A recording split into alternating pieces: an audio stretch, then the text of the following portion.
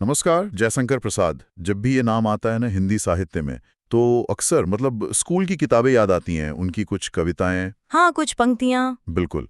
लेकिन आज हम उन पंक्तियों के पीछे जो इंसान था उसे समझने की कोशिश करेंगे। एक ऐसा इंसान जो दिन में अपनी पुश्तैनी दुकान पर तंबाकू का व्यापार संभालता था हम्म। और रातों में कामायनी जैसा महाकाव्य रच रहा था। हमारे पास जयशंकर प्रसाद पर आधारित दो जीवन परिचय हैं। एक काफी विस्तृत है और दूसरा यूं कहिए कि संक्षिप्त नोट्स की तरह है। जी। तो हमारा मकसद सिर्फ इन तथ्यों को दोहराना नहीं है, बल्कि इनसे ये समझना है कि वो कौन सी परिस्थितियां थीं, वो क्या सोच थी जिसने काशी के एक व्यापारी को हिंदी साहित्य का युग प्रवर्तक बना दिया। और ये समझना इसलिए भी जरूरी हो जाता है क्योंकि प्रसाद जी छायावादी युग के सबसे बड़े स्तंभों में से एक थे। हाँ, छायावाद। जी। और छायावाद सिर्फ लिखने का एक तरीका नहीं था, वो एक पूरा दौर था जब हिंदी कविता पहली बार कल्पना, प्रकृति और इंसान के मन की बहुत गहरी निजी भावनाओं की बात कर रही थी। सही। और प्रसाद जी ने सिर्फ कविता ही नहीं, उन्होंने नाटक, कहानी, उपन्यास, हर विधा का चेहरा ही बदल दिया। तो चलिए उनकी कहानी की शुरुआत से ही शुरू करते हैं। चलिए, तो हमारे स्रोत बताते हैं कि जयशंकर प्रसाद का जन्म 30 जनवरी 1889 को हुआ था, वाराणसी में। काशी में। हाँ, काशी में। लेकिन जो बात मुझे सबसे दिलचस्प लगी वो उनके परिवार का नाम था सुंगनी साहू। ये नाम उनके तंबाकू के व्यापार की वजह से पड़ा था। तो ये हमें उनके शुरुआती जीवन के बारे में क्या बताता है? कैसी दुनिया थी वो? देखिए, ये एक बहुत ही समृद्ध और आप कह सकती हैं प्रतिष्ठित व्यापारी परिवार की दुनिया थी। सुंघनी साहू का नाम काशी में बहुत सम्मान से लिया जाता था। अच्छा। इसका मतलब है कि प्रसाद जी का जो बचपन था वो वैभव में बीता, किसी चीज की कमी नहीं थी।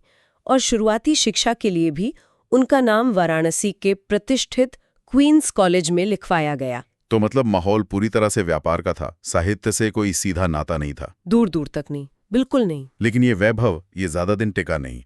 हमारे स्रोत बताते हैं कि जब वो बहुत छोटे थे तभी उनके माता पिता और फिर कुछ ही समय बाद उनके बड़े भाई का भी निधन हो गया। जी। और अचानक एक किशोर लड़के के कंधों पर पूरे परिवार की जिम्मेदारी आ गई, उस बड़े व्यापार की जिम्मेदारी। और वो भी इतनी कम उम्र में। ये किसी की भी जिंदगी को तोड़ देने वाला मोड़ हो सकता है। बिल्कुल। और इसने उनकी जिंदगी को पूरी तरह से बदल भी दिया। उनकी जो औपचारिक पढ़ाई थी क्वींस कॉलेज में जो चल रही थी, हाँ। वो 8वीं कक्षा में ही छूट गई। सिर्फ 8वीं तक? सिर्फ 8वीं तक। अब सोचिए, एक तरफ घर की आर्थिक जिम्मेदारियां, व्यापार का हिसाब किताब, हाँ। और दूसरी तरफ ज्ञान की एक ऐसी प्यास जो स्कूल छूटने से बुझी नहीं, बल्कि आप कह सकती हैं कि और भड़क गई। तो उन्होंने किया क्या? उन्होंने घर पर ही स्वाध्याय शुरू किया। और ये कोई मामूली स्वाध्याय नहीं था। उन्होंने संस्कृत, हिंदी, फारसी और अंग्रेजी भी शायद। हाँ, और अंग्रेजी पर भी महारत हासिल की। ये उनकी असाधारण इच्छा शक्ति को दिखाता है। ये तो वाकई हैरान करने वाली बात है। एक तरफ पारिवारिक जिम्मेदारियां, व्यापार संभालना, और दूसरी तरफ ये साहित्य की दुनिया। इन दो अलग अलग दुनियाओं का संतुलन उन्होंने कैसे बनाया होगा? आपका सवाल बहुत सटीक है और इसका जवाब ही प्रसाद की महानता की कुंजी है। अच्छा। उनका ये जो द्वंद्व था ना, यही उनकी रचनाओं की आत्मा है। उनकी रचनाओं में आपको भारतीय संस्कृति, दर्शन और इतिहास की बहुत गहरी छाप दिखेगी। ऐसा लगता है जैसे वो अपने स्वाध्याय के जरिए भारत के उस गौरवशाली अतीत में जी रहे थे, जिसे वो वर्तमान की मुश्किलों का एक जवाब मानते थे। दिन में व्यापारी और रात में साहित्यकार। बिल्कुल। दिन में वो एक यथार्थवादी व्यापारी थे और रात में एक कल्पनाशील साहित्यकार। और ये दोनों ही रूप उनके लेखन में उतर आए। यहाँ उनकी भाषा की एक खासियत का जिक्र आता है, तत्सम प्रधान खड़ी बोली। ये सुनने में थोड़ा अकादमिक सा लगता है। हाँ, लगता है। क्या हम इसे आसान शब्दों में समझ सकते हैं? इसका असल में मतलब क्या है? बिल्कुल। देखिए, तत्सम का मतलब है संस्कृत के शुद्ध शब्द। ठीक है। और खड़ी बोली मतलब आज की हिंदी। तो तत्सम प्रधान खड़ी बोली का मतलब हुआ ऐसी हिंदी जिसमें संस्कृत के शब्दों का इस्तेमाल ज्यादा हो। तो ये तो बहुत भारी और मुश्किल लगती होगी सुनने में।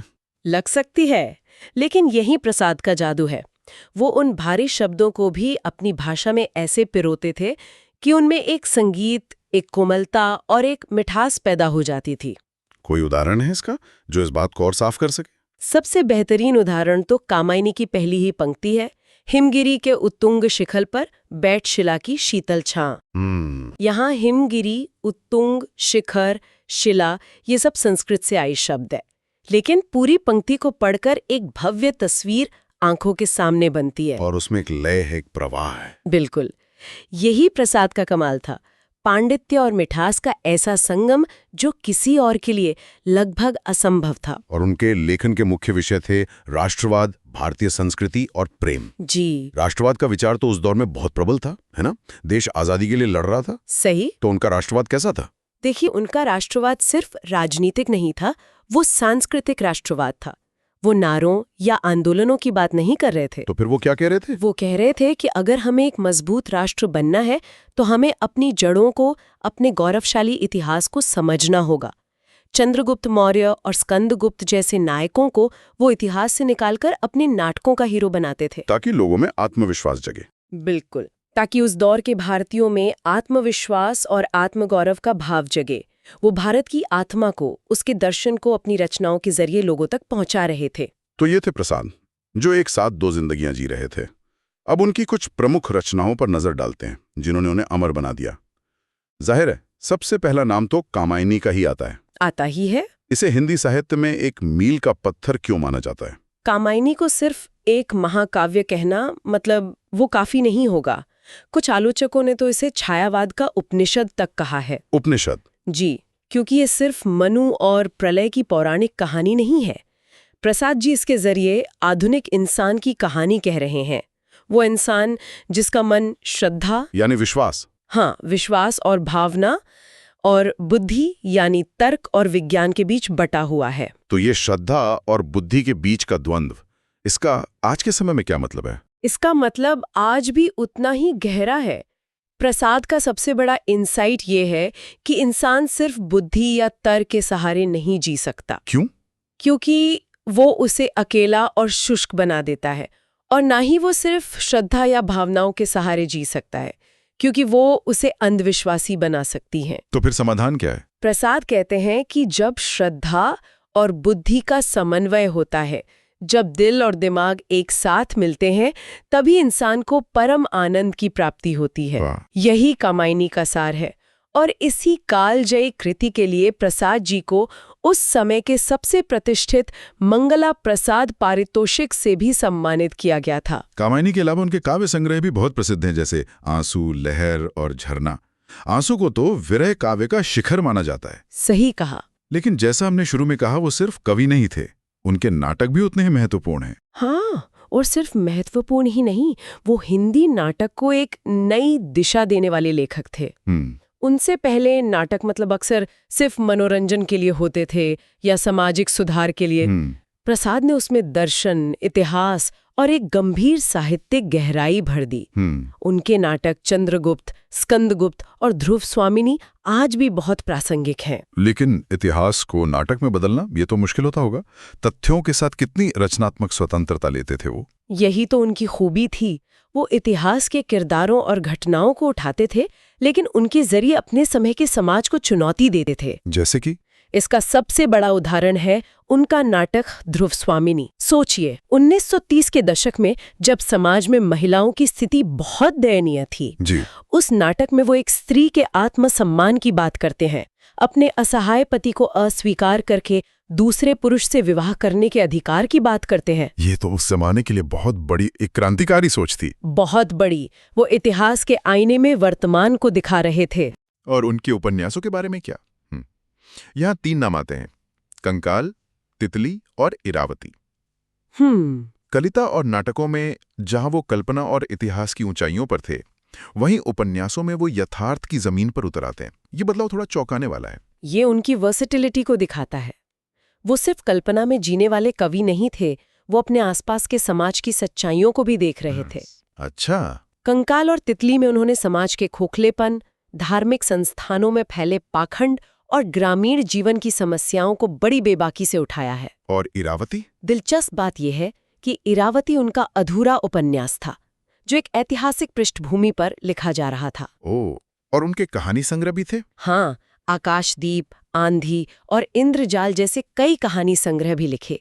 जिनकी हर कहानी अपने आप में एक मुकम्मल दुनिया है। इतनी सारी जिम्मेदारियां, पारिवारिक संघर्ष और ये अथक साहित्यिक साधना, इन सब का उनके स्वास्थ्य पर भी तो असर पड़ा होगा। बहुत गहरा असर पड़ा। वो लगातार काम करते रहे, लेकिन अपने स्वास्थ्य पर उन्होंने कभी ध्यान नहीं दिया।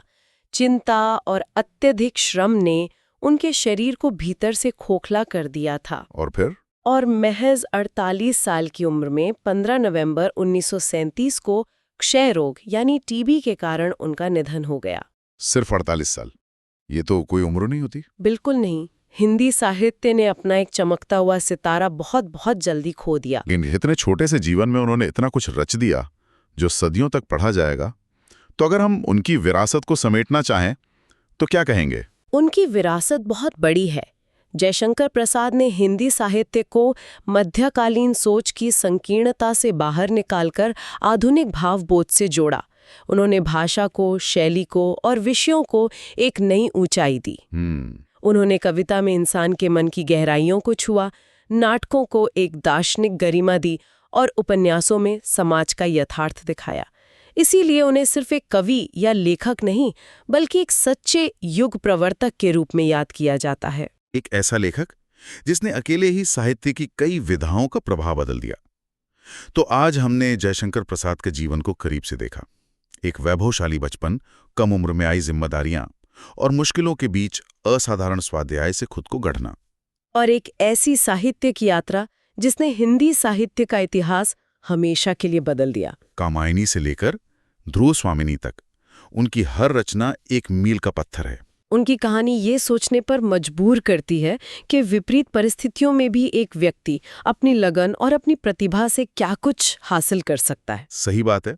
8वीं कक्षा के बाद जिसे स्कूल छोड़ना पड़ा, आज दुनिया भर के विश्वविद्यालयों में उस इंसान के लिखे साहित्य पर शोध होता है। ये अपने आप में एक प्रेरणा है। यहाँ एक विचार छोड़कर जाते हैं। हमारे स्रोतों में ये उल्लेख है कि उनका आखिरी उपन्यास इरावती अधूरा रह गया। हाँ, ये आपने बताया था। ये सोचना कितना दिलचस्प है कि अगर प्रसाद जी को जीवन के कुछ और साल मिले होते तो वे उस उपन्यास को कैसे पूरा करते, उस ऐतिहासिक कहानी का अंत क्या होता और वो उसके जरिए आज के समाज को क्या संदेश देना चाहते थे। बिल्कुल। और हिंदी साहित्य को वे और कौन सी अनमोल कृतियां देते। उनका ये अधूरा काम अपने आप में एक सवाल है। एक ऐसा सवाल जो उनकी असीमित साहित्यिक संभावनाओं की ओर इशारा करता है और हमें हमेशा ये सोचने पर मजबूर करता है कि हम क्या खो बैठे।